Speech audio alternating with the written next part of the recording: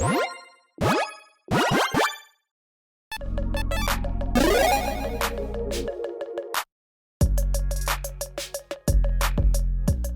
everyone, Mitch coming in from the Commander's Core Studio. Welcome to the show. So Lost Caverns of Ixalan spoiler season is starting today, and we've got some heavy hitters that have come out already, including this brand new one. And I've already got a brand new nickname for this brand new one. So let's talk about Lazy Pants. Okay, anyways. Pantlaza. I switched it. Lazy Pants. I don't know. That's the first thing I thought about when I saw this one. Lazy Pants Sun Favored, a 4/4 dinosaur that costs 2 Inaya colors. Whenever it or another dinosaur enters the battlefield under your control, you may discover X, where X is that creature's toughness. Do this only once each turn. And what in the world is discover? Well, let's read this. Exile cards to the top of your library to exile a non-land card with mana value or less. That mana value or less. Cast out paying its mana cost or put in your hand. The rest of the bottom of your library in a random order. So, kind of a unique twist on Cascade in a way where, yeah, that's pretty cool. This is based on the creature's toughness. It has to be a dinosaur or, yeah, sure, a changeling. Yes, out there, comment below. Hey, what about changelings? Yes, that counts too. But it has to be a dinosaur in order to get this trigger. When you do get that trigger, you get free additional value off the top of your library. And yeah, the bigger the dinosaur's toughness, the more value potential that you can get. So yeah, some really crazy cascade effects can happen with this one. I've already kind of thought too, like, oh yeah, you also could just, I guess, technically build an entire deck around spells that are smaller than this one, or at least say one spell that is smaller than this one, and cast that. I mean, I guess you could do like a Hypergenesis type deck, right? Again, because it's got the same premises as Cascade. It's probably not the way that most players are going to build this. And the way that most players are going to build this is probably going to be, well, Dinosaur Tribal. Gishat is an incredibly popular commander because players up there love dinosaurs, and it's a very powerful one. This one is also very powerful, but in a different way. And there are plenty of ways to use and abuse this. That being said, Wizards did limit this one. Again, it says do this only once each turn because, yeah, obviously that could get out of hand. Because if you use this, which hits something else, which then hits something else, and hits something else, things would get pretty crazy. So essentially this is going to say, you know what, no, you get this once. You get a dinosaur into play, see how big that toughness is, and then get one free thing off the top of your library. And yeah, again, it does say once each turn though, so that means that you can still get it on your opponent's turns as well. And of course there's plenty of ways to use and abuse these types of ETB effects. Again, whenever it or other dinosaur enters the battlefield, you can use and abuse that with many blink spells that you have access to in these colors, mostly because of white, obviously. Regardless, a really cool commander, one that gives you a ton of value and one that can go in a couple different directions, but yeah, most of the time probably going to be Dinosaur Tribal. Regardless, a lot of really exciting cards to consider for this one. So on this episode, I'm going to be taking you through the budget bias cards that are less than $1, the price your picks cards that are more than $1, might be within your budget, might not be within mine. But yeah, make sure you're considering these cards. I'm going to have a card list link in the description below, so make sure you check that out. Now, with all that said, let's jump into those cards.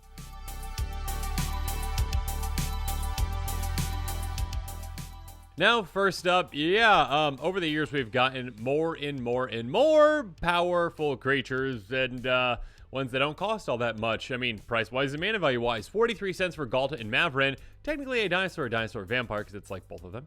Anyways, just 7 mana, 3 green, white for a 12/12, again, which is a dinosaur. Triple on top of that, hey, when you attack, create a tap then attacking XX dinosaur, where X the greatest power of creatures, or X vampires, actually number of attacking creatures. Yeah, a heavy hitter for you, but again, most importantly with this commander, hey, 7 mana for a 12 toughness creature. So when it enters the battlefield, have fun with your like new dinosaur discovery cascade fun times. Yeah, you can get something else massive off the top of your library with this. Speaking of massive, yeah, Titan Elf Rex, yet another just giant creature essentially. 11/11 trampling dinosaur beast for 9 mana. Cycling for 1 and a green. So there is some flexibility to this where, hey, if you don't, feel like you can actually cast this, get to the point where you need to, if you don't hit it off of the top of your library with one of those, discovery cascades, essentially, sure, get in your graveyard, and also when you cycle it, you draw a card, and you get a trample counter to our creature control, which of course can come in handy with some other heavy hitters that you might have. But yeah, if you do get into play, have fun. Have fun with that 11 cascade, essentially. Next up, Burning Sun's Avatar. Again, since we're already going to be taking advantage of ETBs, let's have creatures that have great ETBs. Some dinosaurs with great ETBs, like Burning Sun's Avatar, 6/6 for 6 mana, enters the battlefield, 3 damage to a target opponent. 3 damage up to 1 target creature, so it can take out opponents' faces, and some mid-size to, slightly bigger creatures. Then we've got Kogla and Yodaro, yet again, taking out creatures. A 7/7 Ape Dinosaur Turtle, because that's a thing, for 6 mana, enters the battlefield, choose 1, triple haste off turn, or... hey, yeah, one that you really want to use and abuse, especially on your opponent's turns as well, maybe in combat. Fights up to a target creature. Fights target creature you don't control. So taking out another creature is quite lovely. You can also discard it and destroy an artifact or enchantment, then shuffle it and draw a card. Cool. That works as well. But again, the thing that matters is, again, an ETB that you really want to use and abuse. Next up, Vern Sun's Avatar. This one says, hey, you know what? I care about all dinosaurs and everything coming in, essentially. Whenever it or other creature is battlefield under control, you gain life, feel like creature toughness. This is just a 5/5, unfortunately, for 7 mana. That being said, again, if you're blinking other creatures or getting other dinosaurs into play, you're gaining a ton of life from them, and you are also, well, again, getting the trigger from your commander, as long as it's the first one on that turn. And then we've got Awakening Sun's Avatar. This is one that you really can't use and abuse, so be careful in a blink way. You can't really use and abuse this. A 7/7 for 8 mana. Dinosaur Avatar, when it enters the battlefield, if you cast from your hand, destroy all non-dinosaur creatures. So basically, hey, a one-sided board wipe on a dinosaur. It's not to love about that. Again, you can't use and abuse it in the easy way. Again, it does have a cast requirement. So you need to essentially say, okay, I will just, maybe bounce it back to my hand. And I'll talk about a way to do that here in a bit. Plenty of ways to do that in these colors. Bounce it back to my hand, recast it again, get my commander's trigger again, and of course, wipe out all non-dinosaurs, because we don't care about non-dinosaurs with this deck. Moving on, let's talk about some ways to use and abuse blink effects with, well, blink effects. Cloud Shift. We've got it for just a single white mana, blink target creature control, essentially. Bring it right back to the battlefield under control. Yeah, for 1 mana, again, you are getting an absurd amount of value. Keep in mind, again, this can be basically a great way to protect a creature. It can be a great way to say, hey, an opponent's maybe targeting them. Cool, let's get rid of that creature temporarily, bring it right back. And again, with those dinosaurs that I just mentioned that maybe have some great ETBs without cast requirements, sure, use and abuse those triggers. And of course, get our commander's trigger again at instant speed on any opponent's turn for some extra fun value. Next up, Legion Initiative. Yet another way to take advantage of this. Enchantment for 2 mana, essentially. +1/+0 to red creatures, +0/+1 to white creatures. So again, actually keep in mind that those white dinosaurs essentially can get extra toughness, which helps lead to even more of that cascading goodness, or discover goodness. I keep saying that. Anyways, by paying Boros colors, exile it, exile creatures you control at the beginning of the next combat, return those cards to the battlefield, under zone of control, they get haste till the next turn. So a great way to essentially protect your team, essentially, when it comes to a board wipe, and also a good way to use and abuse all of your ETBs and get them again, including your commander's ETB. Next up, Gilrayan Dundian Protector. I said that completely wrong, I'm sure. Pay 2, tap, exile a creature you control. You may return to the battlefield under zone of control. If you don't at the beginning of next end step, return to the battlefield with a vigilance counter or a lifeline counter on it, so you can kind of either get it right back or delayed get it right back. Regardless, you're going to be getting your commander's trigger as long as that is a dinosaur. Yes, there are some non-dinosaurs that you can include in this deck that can definitely be very helpful, like this one. Again, one that can help you blink a creature on any player's turn is going to be huge, so make sure you keep that in mind. Finally, Nahiri's Resolve, a good free blink effect essentially for your entire team. Creature control +1/+0 and have haste at the beginning of your end step, exile any number of non-token artifacts in our creature control. Turn those cards to the battlefield under zone of control at the beginning of your next upkeep. So this one is a bit more delayed. You need to actually be careful with this one, because it does say again, hey, you're waiting until your next upkeep. Again, it's your end step to your upkeep, so you're gonna be waiting quite some time to get those creatures back. If you don't have any blockers, you might be in trouble. That being said, hey, if you just say, oh, you know what, I'm not going to be blocked with that creature anyways, I already attacked with it or whatnot, or hey, I've got these 2 creatures I want to blink and then get back on my upkeep, I'll do that, and the other creatures can stay in play. Again, use and abuse ETBs repeatedly with this, and again, hey, +1/+0 haste is already a good thing to have with this kind of a commander. And finally, yeah, don't play this card, but I'm going to bring it up. I should say, don't play this with certain playgroups. Most playgroups probably don't like a card like this because it kind of flips an entire game on its head, and it's kind of weird and just mean-ish. This is a card that could be crazy good with this commander. Dimensional Breach, Sorcery for 7 mana, exile permanents from the game. As long as those cards are exiled at the beginning of each player's upkeep, the player returns one of the exile cards they own to play. Basically, we're kind of like resetting the game in a way, but also like, hey, those cards that you already had in play, you get to play one for free every single turn. And so, hey, yeah, I'm just going to get my commander out, get some free, again, discover value, cascade-ish value from that, and then just get another giant dinosaur in play, and then do that again. So every single time I'm getting things to play, I'm getting extra value out of them. My opponents aren't going to be so lucky unless they've got some really good ETBs too. Again, this is a card where I'm just like, it's a cool interaction with this commander, but you probably don't want to play it. So again, ask your play group ahead of time if they're okay with a card like this.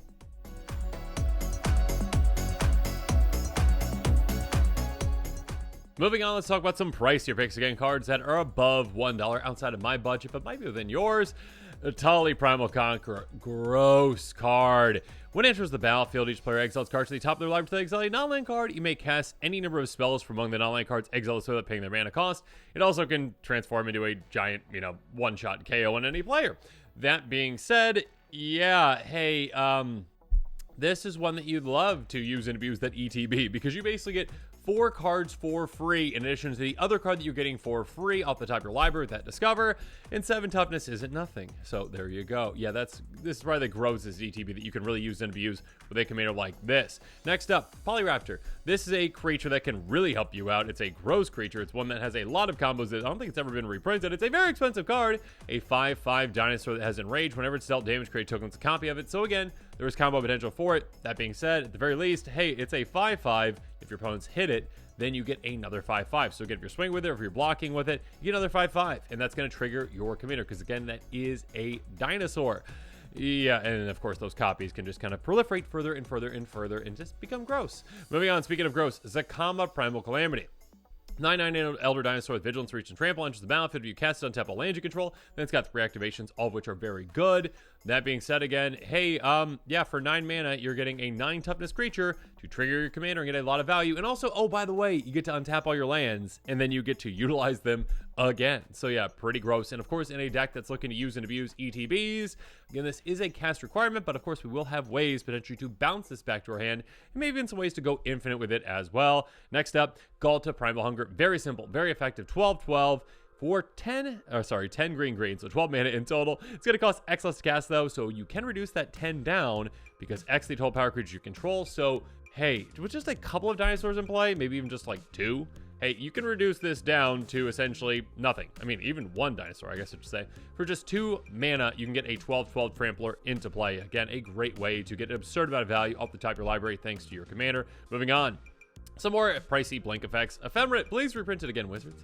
Exile target creature controller, return to the battlefield under its control, and then you get to rebound it to recast it again for free. So again, basically, hey, yeah, get your commander's trigger once, and whatever other trigger your dinosaur might have that you're blinking, and then get it again for free. Next up, Emil the Blessed, not free, but again, infinite potential with this one. Pay 3, blink a creature control. And also, whenever a creature comes in play under control, you can pay a Selesnya mana, essentially, if you do get a counter on it. And yeah, if it's a unicorn, which it probably isn't, maybe you have a dinosaur unicorn. I guess if it's a changeling, it is a dinosaur unicorn. You can get 2 counters instead. The most important thing is it's a repeatable, usable, and abusable ETB that is really, really gross, especially with a deck like this. Teleportation Circle, just a great free ETB at the beginning of your end step. Basically, this like Conjurer's Closet, essentially. Blink an artifact or a creature return to battlefield under its own control, again, for free. So basically, a free blink effect saying, hey, cool, yeah, I'll get my dinosaur trigger. Again, whatever ETB it might have itself, and of course, my commanders as well. And of course, Teamer Sabertooth. Yeah, this is gross. This card can combo with a few things. I mean, of course, it's a combo, like I mentioned earlier. If you have enough lands, that can go infinite. Also, yeah, just be able to blink a creature back to your hand. I guess I should say what this card does. If you want a green, bounce a creature you control back to its owner's hand. If you do, this guy's indestructible, so this can protect itself. And also, again, as a combo piece or just a high value piece, bouncing a dinosaur back to your hand to protect it.